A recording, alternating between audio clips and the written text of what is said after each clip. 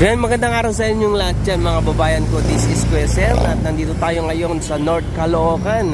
At ating muling i-update itong ginagawa nilang MRT-7 dito. So andito tayo ngayon sa may barangay Pangarap, Caloocan. At ito po yung view dito sa ilalim ng viaducts. Ito po yung patungo dyan sa may MRT-7 depot. At yan po ang ating i-update. At nakikita nyo po, no? Kompleto na po itong mga viaducts dito.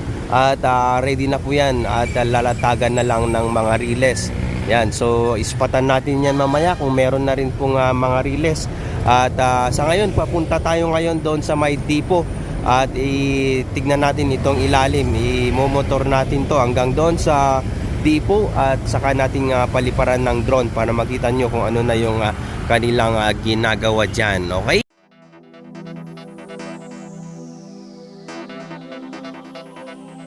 The Metro Rail Transit Line 7, also known as Mass Rail Transit Line 7, is a rapid transit line under construction in the Philippines. When completed, the line will be 22.8 kilometers long, with 14 stations, and the first line to have a third rail electrification.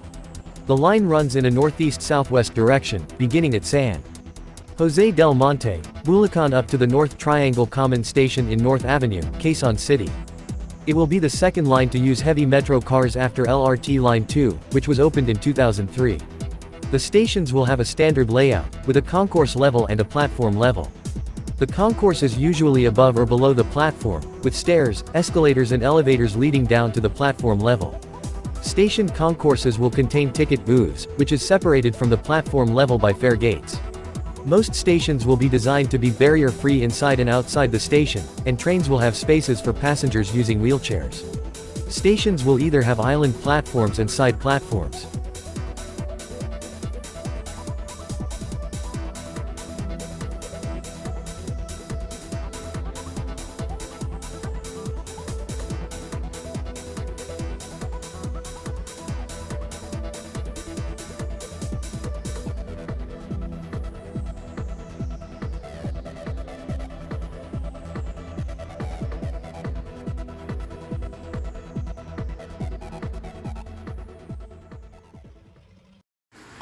Andito na tayo sa may MRT-7 depot. Ito po yung patungong south po, no? So ito na po yung itsura ng depot ngayon. Dito po sa ating kanan, yan po yung Quirino Highway. At nakikita nyo po yung mga bakal dyan na nakatambak sa ibabaw ng viaducts. Yan po yung ina-assemble nila para dito sa mga riles na kanilang ikinakabit.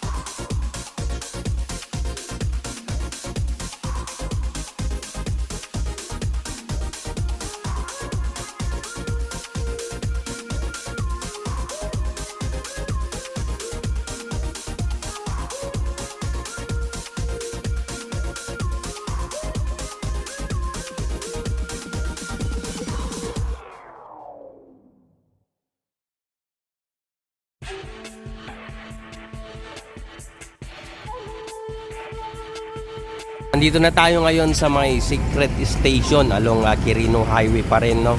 So ito po yung mga poste na kanilang ginagawa na bahagi ng station. Magkabilang gilid po ito. Ayan po. Ayan. So mga bakal pa lang po ang mga nakikita natin dito sa ginagawang station ng secret, no? Ayan po.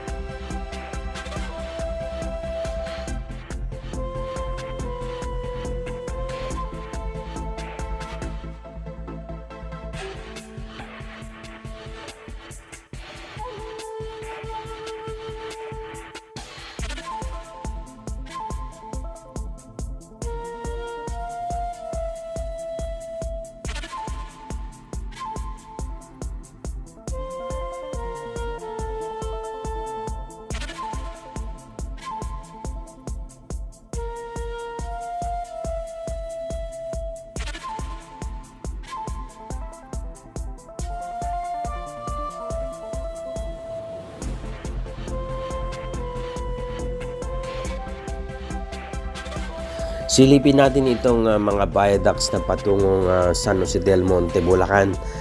At ito na po yung kanilang mga nagagawa dito. May mga riles na po ito.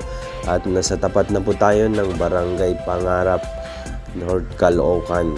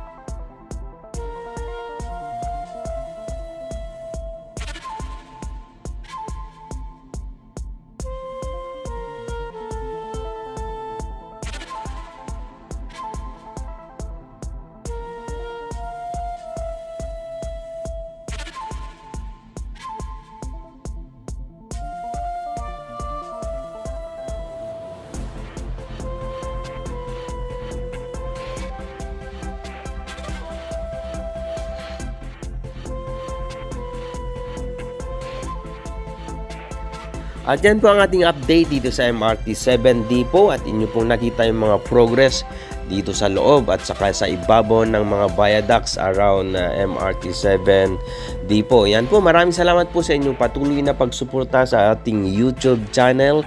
God bless you all.